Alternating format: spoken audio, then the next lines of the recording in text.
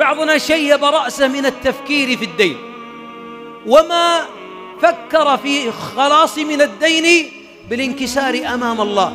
أنا في مطار جدة جايكم هنا، اتصل علي رقم فرددت عليه، والله لا أعرفه. قال: يا شيخ أنا مهموم مريض وعندي وسواس ومسحور ومديون ومفصول.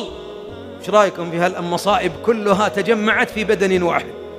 فلزمت أستغفر الله ولزمت الفاتحة، ولساني لا يفتر عن قولي لا حول ولا قوة إلا بالله، لا حول ولا قوة إلا بالله. والله شفيت وقضي ديني والآن في وظيفة. والله يا شيخ ما زدت عن قول لا حول ولا قوة إلا بالله، سمعت شرحها تدبرتها.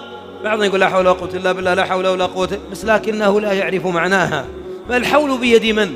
نرجع إلى من بيده مفاتيح الفرج، من الذي إذا طرق بابه فتح، من السميع، من البصير، من الملك، من الغني؟ هو الله. انكسر ببابه، لا يبقى عندك من همك إلا ويتفرج.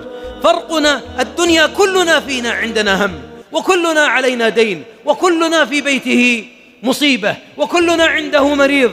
والله إن الأبواب لموصدة في كل مكان، ما أصدت الأبواب إلا فيه مكروبين، فيه مرضى، فيه مهمومين، فيه معيونين، فيه مديونين، فيه ولا لا يا أخوان؟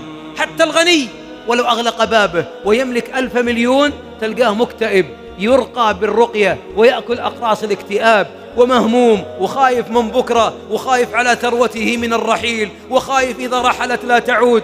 كل الناس يريدون الطمأنينة.